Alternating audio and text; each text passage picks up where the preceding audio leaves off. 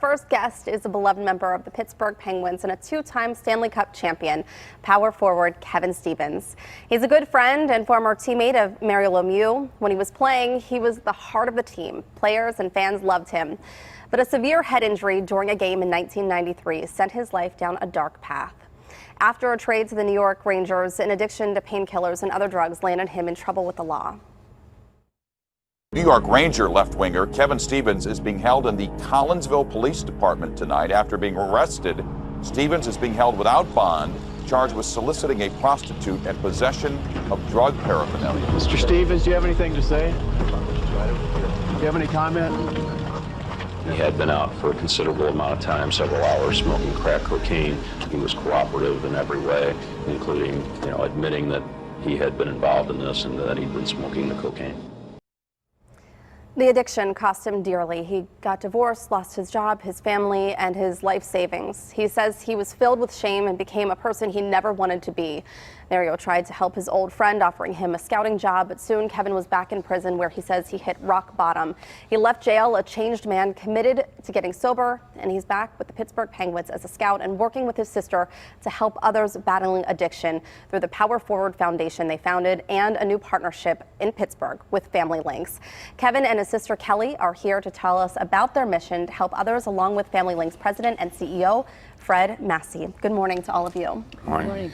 Is that hard to watch, Kevin? Yeah, that's hard to watch. That's you don't always think about all those things, because it's been a little while since that stuff. But that's it's interesting stuff. It's tough stuff, Yeah. So where are you now? I know that you're roughly 2 years sober. Yeah. So congratulations on that. Yeah, thank you. Yeah, I'm like 2 years sober, and life's good. It's kind of changed. It's weird once you kind of accept this disease, and I fought it for a long time. I really did, and it's. But when I accepted it and decided to change my life in a positive way, and live a different way, and now I feel like I have a purpose again. It took a long time because when you're stuck in that addiction, you don't see it. And now that I've been stepped out of it and doing the things I need to do to stay sober, my life has got it's changed, and it's changed for the better, and it's been great.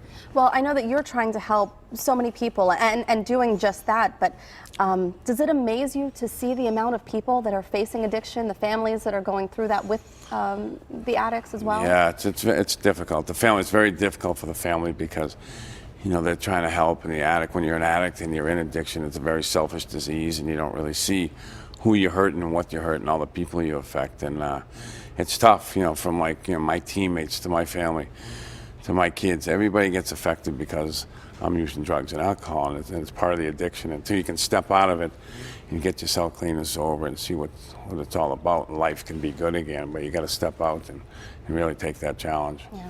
I mean, I watched a video this morning, and you said it takes and takes and takes and takes. Yeah, it takes. If you have $10, you have $10 million. It's going to take to find a solution. I think we all have to find that solution of how we're going to get sober.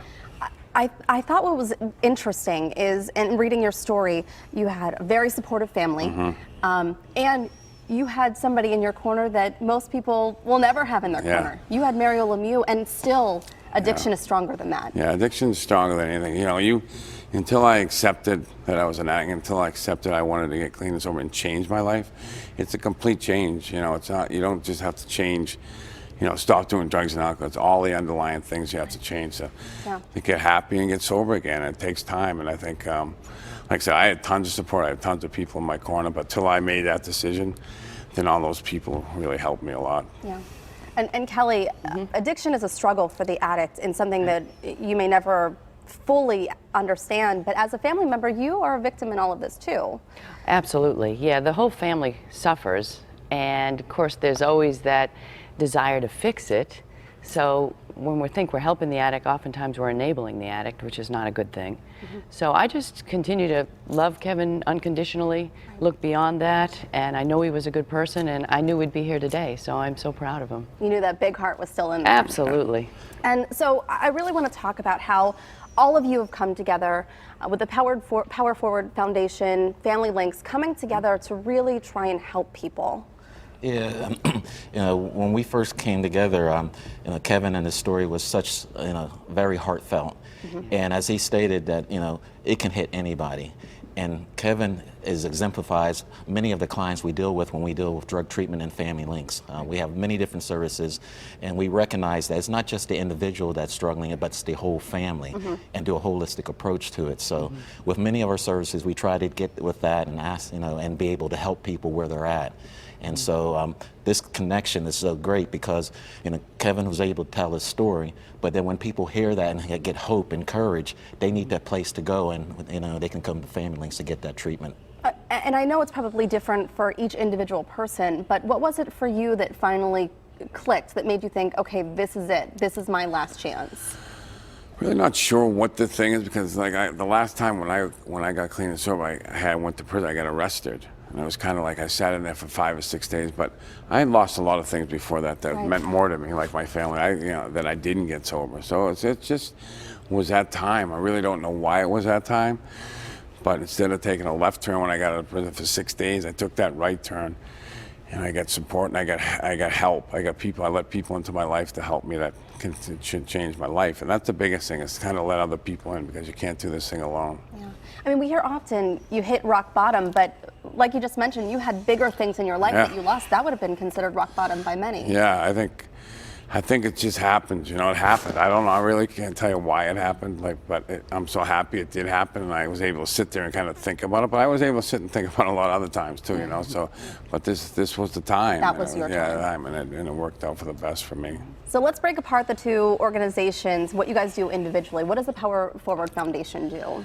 We do a lot of different things. Obviously we have a radio show. We do stuff on addiction. We go out and help people. We talk to schools and do different things. And I think, with our foundation and our Power Forward, and with Family Links, I think the two of us, two people, two organizations, they have a lot of different services. We coming together. Two is better than one. I think we can help some people.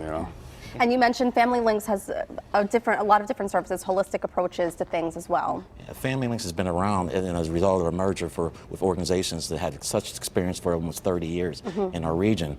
And we have over 20 different services. We do from behavioral health and counseling, drug treatment, housing, and even senior services, because what we recognize is that, as Kevin said, someone just using drugs is not just using drugs just to use, but there's some underlying issues that go on. So we're able to provide a holistic approach of counseling along with the treatment to be able to help people. We hear about dual diagnoses a lot, about depression and other mental disorders that kind of lead to that path. Yeah, because when they start using drugs, ultimately they're trying to cover pain or hurt, and so you need to get to that underlying issue about what is the cause of that, what trauma. And we all experience trauma. As Kevin has said, and such as being such courageous, sharing his story, it allows people to say that I'm able to do it too. Here's a person that was very known and well, hit rock bottom, but that can give courage to other people to get out of the situation themselves. Yeah. And that pain, physical or mental, yes, as we're learning. Kelly, I understand that you're retired, but this is the hardest you've ever worked. Yes, I've never worked harder in my life, and it's never been more fulfilling. I mean, I had a great job prior, and then timing's everything, and then Kevin and I and our executive director, Andy Bernstein, we sat down and we said, how can we help people? Kevin said, I have a new purpose in life. I want to give back.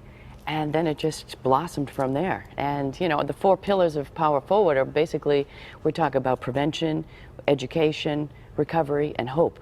And Kevin's story is all of those things, and he connects with people, and it's been very good. I think prevention is one of those things that's still just such a big question mark, because there are so many variables that play into addiction and what can happen. I mean, I think that, how do you answer that question? How can we stop this?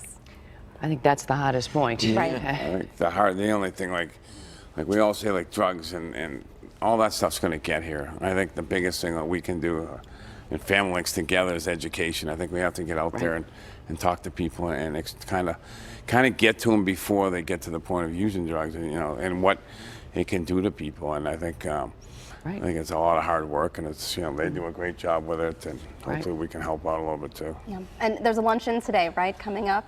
Is this where you guys are going to announce the big collaboration? Yes, there's a luncheon coming up at the PPG Arena, and we're having it at noon today. And Kevin will be on a panel along with our clinical director, to talk about the issues and whatever thing that people can help and support and resources. So, we're looking forward to this as just the beginning, and then we have a lot more planned as we go throughout the rest of the next couple months. Well, I appreciate all of you being here. Kevin, I don't know if it's easier or if it's hard for you to share your story since it's your mission now, but I appreciate you doing it today. Thank you for having us. Thank you. Nice to meet you. Thank you so much. Heather. And thank you as well. Thank you for being here. Again, Kevin and Kelly are in town to tell his compelling story at the Strong for Life luncheon at PPG Paints Arena today and announce the Power Forward Family Links partnership to help fight the opioid addiction here in our area. You can find out more about the luncheon and the prevention and recovery program online. We've posted the link for you at /PTL. If you want to call with questions about services Family Links provides in Pittsburgh, here's the number. It's right there on your screen for the Recovery Support Center intake.